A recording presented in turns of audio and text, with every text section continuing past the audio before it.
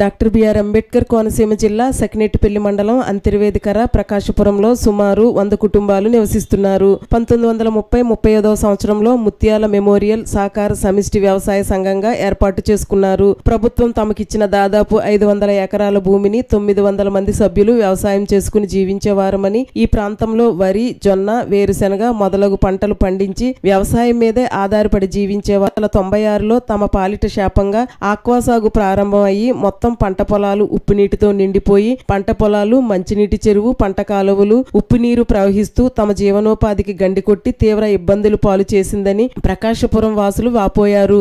Aqua రైతులు ఉద్దేశపూర్వకంగానే తమ పొలాలలోకి ఉప్పు నీటిని వదిలి తమను నష్టపోయేలా చేస్తున్నారని అన్నారు. ఆక్వా చెరువుల మురుగునీరు పంట కాలువల్లోనికి ప్రవేశించి మానవ జీవనానికే కాకుండా పశువులు తాగేందుకు నీరు లేదని, ఆక్వా సాగుకు అడ్డుకట్ట వేయకపోతే భవిష్యత్ తరాలకు పెను ప్రమాదం అని ప్రజా సంఘాల నాయకులు, డిబిఎంఎస్ జాతీయ కన్వీనర్ కొంకి రాజామణి, మానవ హక్కుల వేదిక జిల్లా అధ్యక్షులు ముత్యాల శ్రీనివాసరావు ఆందోళన వ్యక్తం చేశారు. ఈ రోజు అంతర్వేదికర ప్రకాశపురంలో పర్యటించి నిజ నిర్ధారణ చేశారు. గ్రామీణ ఉపాధి హామీ పథకం నిధులు 7,16,324 రూపాయల వ్యయంతో ఏర్పాటు చేసిన మంచినీటి చెరువు కూడా ఉప్పు నీటిమయం అయ్యిందని అన్నారు. 20 ఏళ్లుగా ఎన్ని ప్రభుత్వాలు మారినా తమ గోడు మాత్రం ఇంతవరకు పట్టించుకున్న వారే లేరని సొసైటీ ప్రెసిడెంట్ కొల్లాబత్తుల రామకృష్ణ అన్నారు. ఉప్పు నీరు ప్రవహిస్తున్నందున తమకు జీవనాధారంగా ఉన్న కొబ్బరి చెట్లు కూడా నేల కొరిగాయని అన్నారు. దళిత కుటుంబాలు కనుకే ఏ అధికారి తమ సమస్యలు పట్టించుకోవడం లేదన్నారు. ప్రభుత్వం వెంటనే మురుగు కాలువను మరమ్మతులు చేసి తమ గ్రామాన్ని కాపాడాలని ప్రకాశపురం వాసులు కోరుతున్నారు.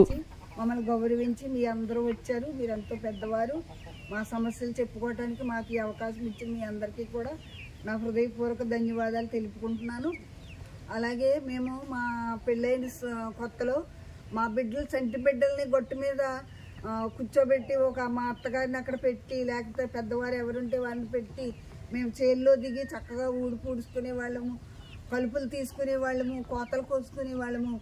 అలాగే కోతలకు వచ్చి కోసి మోపులు మోసుకుని మేము ఎంతగానో కష్టపడే వాళ్ళము. అప్పుడు మాకు అసలు చాలా బాగుండేదండి వాతావరణము. నీటి సమస్య అంటే ఏముండేది కాదు. నిజంగా కాలంలో వాటరే తాగి ఉండేవాళ్ళమండి మేము. అటువంటిది ఇప్పుడు బాగా వర్షాకాలమైనా మామూలుగా వర్షం లేనప్పుడు కూడా వాటర్ వచ్చేసింది. మా ఇల్లు మునిగిపోతున్నాయి. ఆ వాటర్లో నడుస్తుంటే కాళ్ళు కూడా ఒరిసిపోతున్నాయండి. మరి నిజంగా ఇటువంటి మాది అంతర్వేదికర గ్రామం, ప్రకాశపురం ఏరియా అండి. ఇదంతా కూడా ఇది ముత్యాల మెమోరియల్ సొసైటీ పేరండి. ఇది మా సొసైటీ పేరు. ఈ సొసైటీకి నేను ప్రెసిడెంట్ అండి. అయితే మాకు ప్రధాన సమస్య ఒకటి ఉందండి. ఏమిటంటే ఒక 20 సంవత్సరాలుగా మా డ్రైన్ పూర్తిగా బ్లాక్ అయిపోయిందండి. ఈ మా సొసైటీ పక్కన జరుగుతున్నటువంటి అక్వాకల్చర్ వల్ల వాళ్ళ బోరు వాటర్ అంతా కూడా, వేస్ట్ వాటర్ అంతా కూడా తోడేస్తున్నారు ఇటు. అదంతా కూడా వచ్చి మా సొసైటీని ముంచేసిందండి. 20 సంవత్సరాలు బట్టి ఇలా సఫర్ అయిపోతున్నాం. తర్వాత ఈ నీరు బయటికి వెళ్ళి మార్గం ఏమీ లేదు సార్. బయటికి అసలు గోదావరి ఇదివరకు అంటే పోటుబాట్లు బాగా వచ్చి బాగుండేది. పాటుకు లాగేసేది, పోటుకు వచ్చినా సరే పాటుకు లాగేసేది. ఇప్పుడు డ్రైనే బ్లాక్ అయిపోయింది. కనీసం పశువులు తాగటానికి నీరు లేవు, మా మనుషులకి నీరు లేవు. తర్వాత ఏమో కల్చర్ చేసుకుంది, వ్యవసాయం చేసుకోవటానికి అసలే నీళ్ళు లేవు. పంట కాలంలోనూ ఉప్పు నీళ్ళే, మురుక్కాల్లోనూ ఉప్పు నీళ్ళే, ఇంటి చుట్టూ ఈ ప్రాంతం అంతా కూడా ఉప్పు నీళ్ళండి. డ్రైన్ వాటర్ కారణంగా మొత్తం కొబ్బరి చెట్లు ఇవన్నీ కూడా చూడండి, మొత్తం అంతా శూన్యం అయిపోయిందండి. మరి ప్రభుత్వం దీన్ని గుర్తించి గమనించి మాకు ఏదన్నా పరిష్కారం చేసి మా డ్రైన్ ఓపెన్ చేసి ఈ స్టాక్ అయిపోయిన వాటర్ అంతా కూడా డ్రైన్ ద్వారాగా తీస్తే మాకు మరలా పూర్వవైభవం వస్తుంది సార్. ఇప్పుడు తర్వాత విజయవాడలో ఏదో ఒకేసారి వచ్చిపోయిందో వరద, సపనీటి వరద. మాకు అలా కాదండి, ఇది పర్మనెంట్గా ఉండిపోతుంది సార్. 20 సంవత్సరాల బట్టి నుంచి స్థితిలో ఉన్నాం. ఏ అధికారికి చెప్పినా పట్టించుకోవట్లేదు. ఎక్కడికి వెళ్ళి చెప్పుకున్నా సరే, రెవెన్యూ వాళ్ళు అంటే ఏ డిపార్ట్మెంట్కి చెప్పినా పట్టించుకోవట్లేదండి. మరి ఈ మ్యాటర్ ఏంటి, దయచేసి ఆలోచించి మాకు పరిష్కారం తప్పనిసరిగా చేసి పెట్టాలండి. ఈ పోరాటం వదిలిపెట్టాం మేము. ఎందుకంటే మాకు వచ్చినటువంటి సమస్య ఎటువంటిదండి. ఎవరు సహిస్తారండి? మురికి వాటర్లో, దోమల్లో, మురికి నీళ్ళలో, డ్రైన్ వాటర్లో ఎవరు ఎలా బతకటం ఎలాగ చెప్పండి.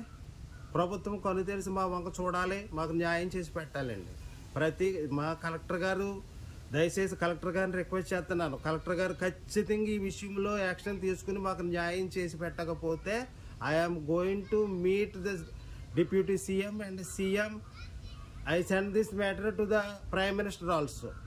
The government of Andhra Pradesh is not taking any action against the problems of this place. We are totally suffering with this drain water. Nobody is helping us. So kindly think of this matter and try to solve this. Konaseema జిల్లా సెక్నేటిపల్లి మండలం అంతర్వేది కర అనే గ్రామంలో SC welfare society ఉంది, ముత్యాల memorial society అని.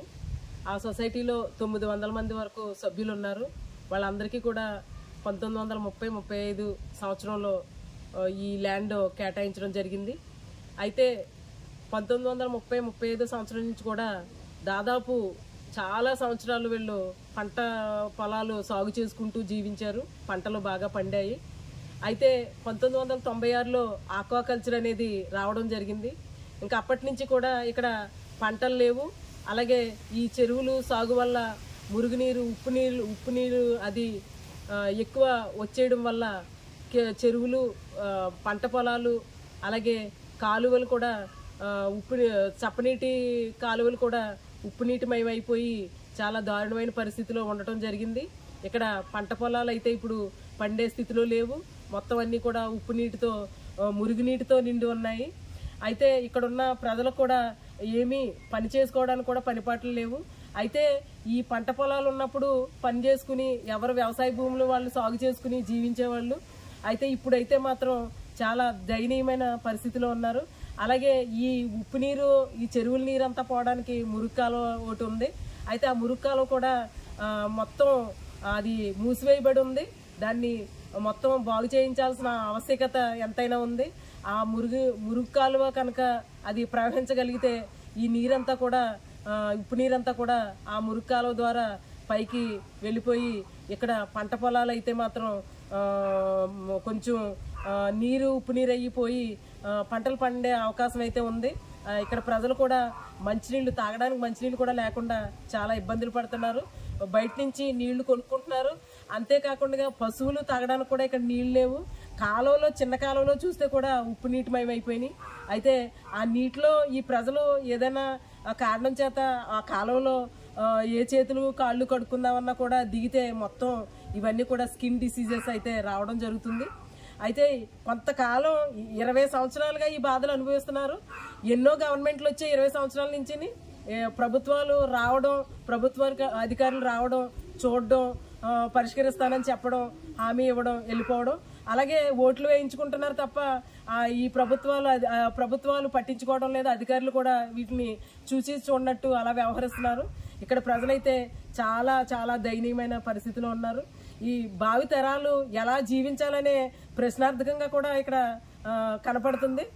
మిగతా రేపటి తరాలు ఇక్కడ నివసించే స్థితి అయితే కనిపించట్లేదు. అలా ఇదంతా కూడా మేము చూసిన తర్వాత మా నిజ నిర్ధారణలో ఇంకా ఇక్కడ ఉండే ఆవశ్యకత అయితే లేదు. అలాగే ఇళ్ళు కట్టుకుంటున్నారు. ఈ ఉప్పు నీటి, ఈ మురుగు ఊటకి ఆ ఇళ్ళు కూడా బీటలు తీసేస్తున్నాయి. అలాగే చాలా చాలా అంటే ఈ మానవ జీవితానికి ఇక్కడ చాలా ఆటంకకరంగా ఉంది. అలాగే ఇక్కడ కొంతమంది చాలా అంటే ఈ గల్ఫ్ దేశాలు వెళ్ళి అక్కడ జీవనోపాధి పొందుతూ ఎవరో ఒకళ్ళు అక్కడ జీవనోపాధి పొందుతూ ఏదైనా ఇక్కడికి ఏమన్నా పంపిస్తే ఆ డబ్బుల వల్ల మొత్తం కుటుంబం అంతా ఒక పూట ఉండి ఒక పూట లేకుండా తినే స్థితిలో ఉన్నారు. కాబట్టి ప్రభుత్వం వెంటనే స్పందించి అంతర్వేది కర గ్రామాన్ని వెంటనే దీన్ని ఉప్పునీటి ప్రోన్ ఏరియాగా స్వీకరించి వెంటనే దీన్ని అధికారులు సందర్శించి దీన్ని అంతర్వేది కర గ్రామాన్ని వెంటనే ఈ సమస్యలన్నీ పరిష్కరించాలని మేము DBMS తరపున డిమాండ్ చేస్తున్నాను. అలాగే నేను DBMS జాతీయ కన్వీనర్గా ఈ కథనాల కోసం FAI న్యూస్ ని సబ్స్క్రైబ్ చేయండి, లైక్ చేయండి మరియు షేర్ చేయండి.